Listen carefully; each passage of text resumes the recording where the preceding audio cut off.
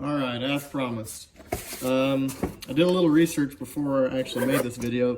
MSR now has 3 versions. They used to only have the 2. When I did before that, they only used to have the 1. This one is the original. It's basically just white gas only. It's optimized for that.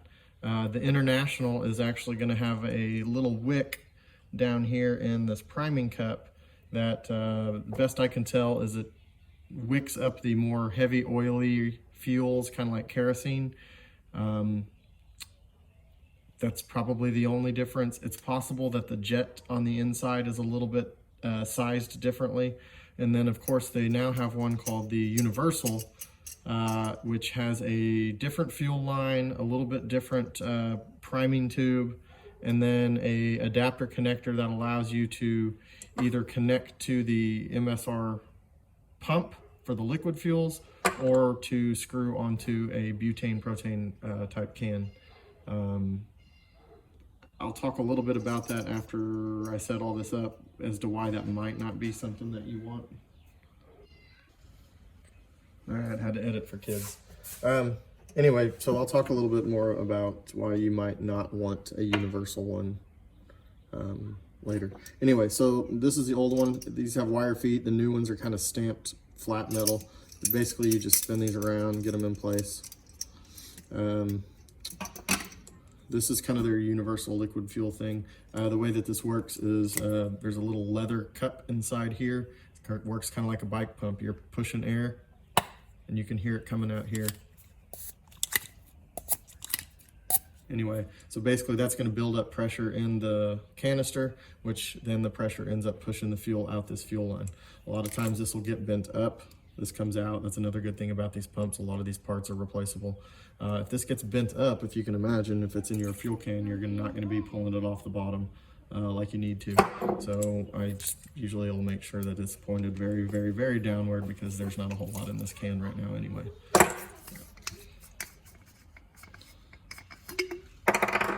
Basically just thread that down in there.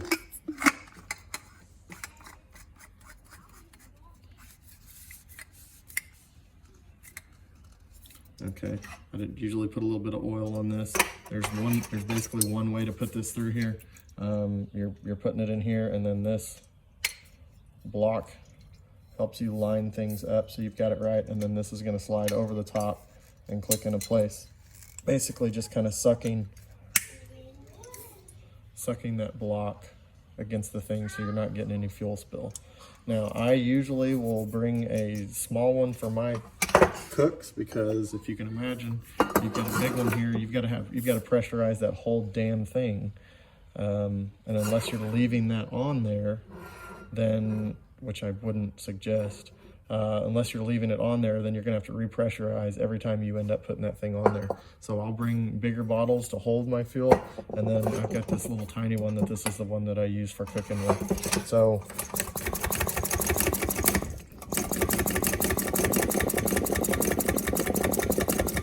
basically you're just building up some pressure in that bottle. And then down here in this fuel cup, what you'll end up doing, hold on, that looks a little bent. Why does that look bent? Maybe it is. Anyways, so basically you've got this little fuel cup down in here, and if you can kind of see, your fuel is going to come through here. It's going to go up through this loop, down through, and then it's going to come into this bottom. When I put some liquid fuel, you'll fill this fuel kill up, you'll light it, let it get hot. It'll end up boiling and vaporizing what is in this tube. And then at that point, once it finally starts boiling and vaporizing, then you can turn it back on, light this top, and you can have a flame. You can see this pass-through right here. That's where it gets the oxygen. So there's a little tiny jet, I don't know if you can see that in there, where the vaporized fuel is shooting up through this hole before it reaches the burner. There's also a little needle that is down in this thing, and you can kind of hear it shaking here. You hear that clicking? When you might be able to even see it. That jets will sometimes get clogged with debris. That needle is used to shake it and basically jam any debris that's in that hole out, so you've got a nice clean jet and uninhibited fuel flow. So what we're gonna do is I'm gonna just turn this on a little bit. I'm gonna watch this cup down here. I'm gonna fill it at about a quarter of the way full. It's a hot day today. I don't need much. That's it. So now there's a little bit of fuel down in this thing. I'm gonna go ahead and light it. Okay, it's lit. Basically at this point, we're just gonna kind of chill and wait. This is where the majority of the soot on the bottom part of the burner comes from, because you can see right here, we're starting to get some smoke and stuff. So if you're gonna be throwing it in a pack, I suggest putting it in a bag or something to keep that soot off all your crap. You can see, I mean, it's pretty nasty. So at this point, what's happening, again, there's fuel in this line. It's getting heated up and it's getting vaporized. And then at a certain point, once the jet finally, or once the what do you call it, the burner starts going, it's hitting that loop and vaporizing it as it travels through. I usually wait for it to nearly go out before I turn it back on. That's usually enough time. This is probably good. And there you go. Now you can get this thing roaring really quick.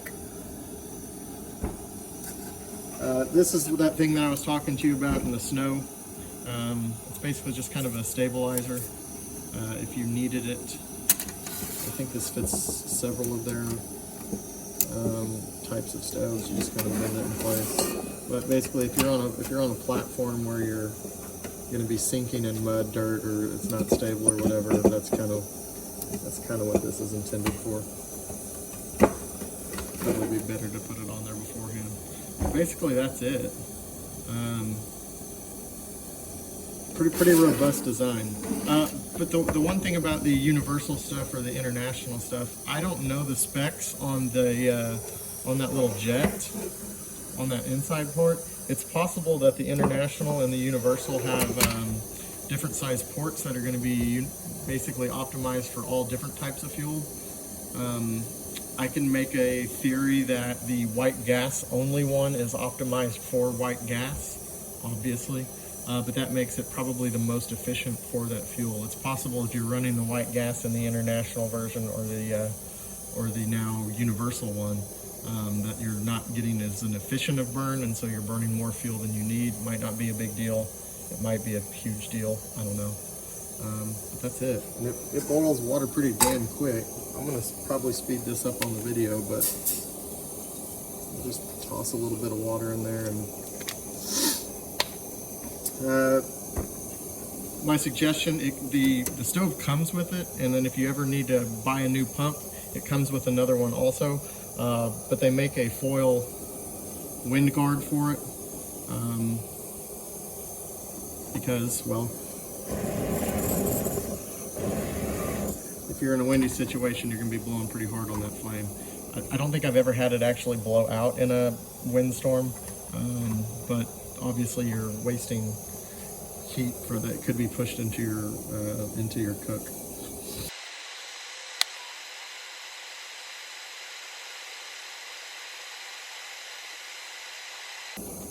Man, and there you go. That's probably about a cup of water hitting a rolling boil, and however long that is, I'll see if I can put a timer up on the video.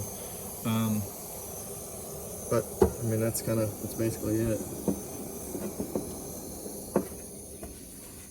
I mean, you can see how hot that bottom part gets also.